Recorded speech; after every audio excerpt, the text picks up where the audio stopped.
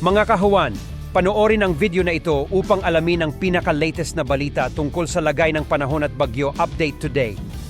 Sa ating latest satellite images, makikita po natin na yung easterlies o yung hangin nagmumula sa karagatang Pasipiko ang siyang nakakaapekto ngayon sa ating bansa. Tuloy na nga humina itong amihan, bagamat inaasahan pa rin natin na next week posibleng magkaroon pa ng mga huling bugso ng northeast monsoon o amihan. Kumpara nga nitong mga nakaraang araw, mas nabawasan yung mga kaulapan dito sa ating bansa. Kaya generally fair weather sa malaking bahagi ng ating kapuluan.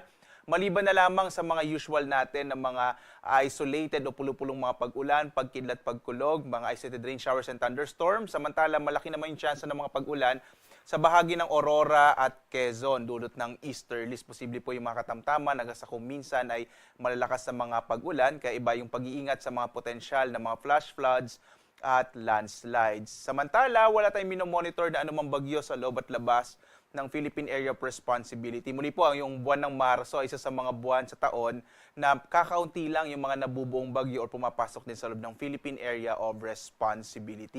At dahil nga tuloy ang humihina itong amihan, wala tayong nakataas sa gale warning sa anumang bahagi ng ating bansa, bagamat katamtaman hanggang sa kung minsan ay maalon na karagatan na mararanasan dito sa may bahagi ng Silangang Luzon. Mag-ingat pa rin po, lalong-lalo na yung mga maliliit sa sasakyang pandagat at malilit na mga bangka, lalong-lalo na kapag meron tayong mga thunderstorms na kung minsan ay nagpapalakas ng alon ng karagatan.